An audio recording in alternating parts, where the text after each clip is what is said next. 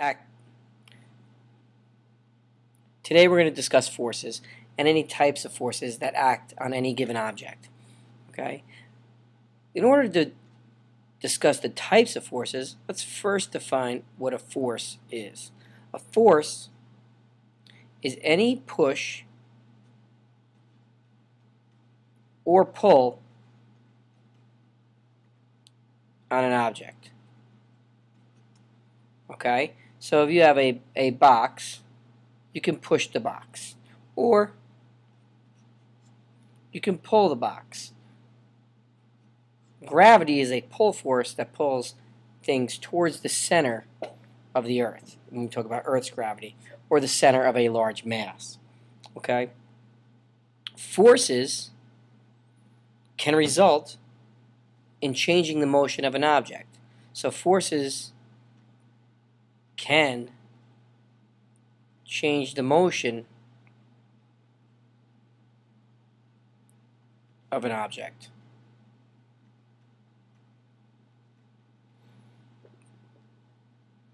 Force is also a vector.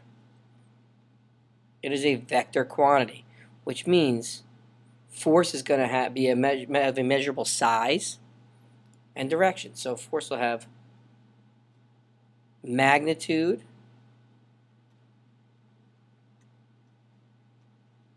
and direction.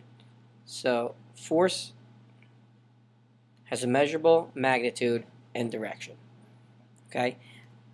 If you think about it, anything you do, almost 99% of everything you do every day, forces are involved in. Whether that's sitting still, or walking to the bus, or riding a bike, or driving in a car, forces are involved.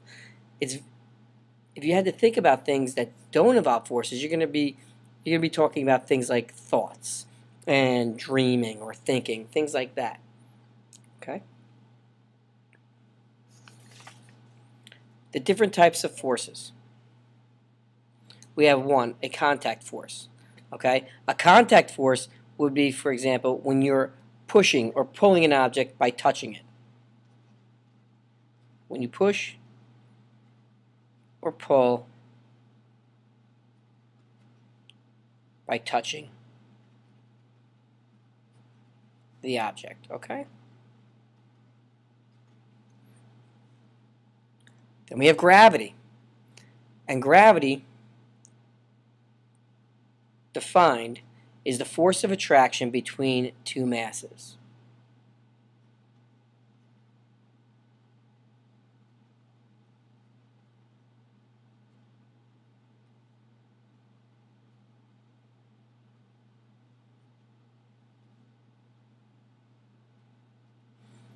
Okay? Earth's gravity is a pull force.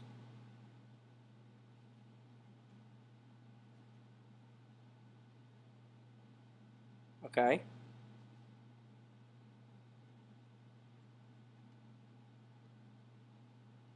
Earth's gravity is a pull force, okay? And most things accelerate at exactly the same rate. If they were in a vacuum, if there was no wind resistance, you would find that on Earth, close to the surface of Earth, acceleration due to gravity occurs at the same rate for all objects.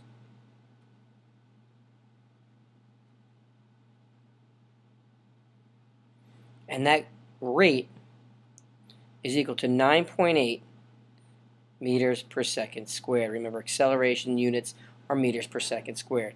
And we'll talk more about that when we discuss gravitational acceleration. Okay? So, just to build on this, the force of attraction between two masses, the larger the mass, the stronger the pull of gravity. Okay? So, the larger the mass,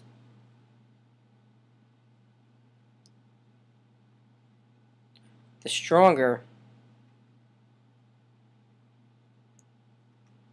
its gravitational pull.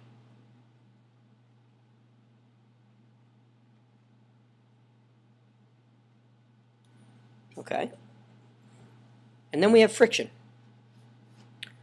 All right? And friction you may know as you notice this when you work with sandpaper in shop class or something like that, or if you sat and rubbed your hands together very quickly, you'd find that they get warmer. Friction produces heat, okay? Friction is a force that acts opposite to motion. So, for instance, when you're cruising on your bicycle down the street, the reason you stop is because the friction between the tires and the street act opposite to your motion. So friction is a force. Okay, oops. A force that acts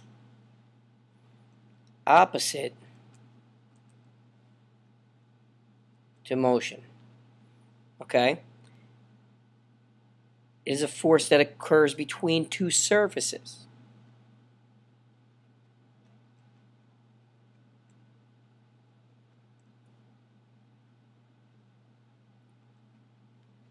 Okay. And it usually produces heat.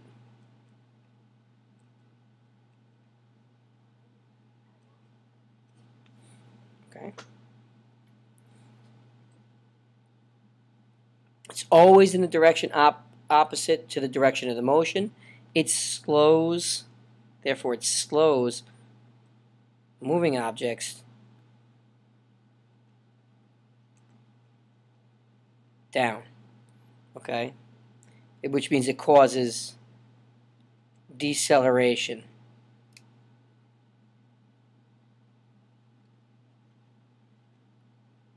Or what we call negative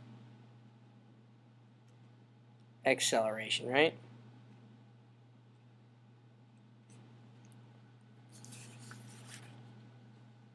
Okay, so those are generally the three different types of forces we're going to be discussing. Okay, you have your contact force, which is pushing or pulling on an object, all right, and requires contact, touching it. Gravity, which is the force of attraction between two masses. The larger the mass, the stronger the pull of gravity is. Okay, and then you have friction, which is a force that acts opposite to motion. Right, so you might be if you want to think about it like this: if you're riding your bike, if you're riding your bicycle down the street, okay,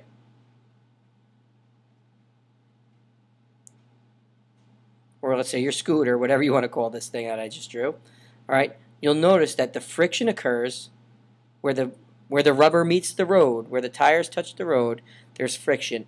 And if the bike is moving to the right, friction is pushing to the left. Okay?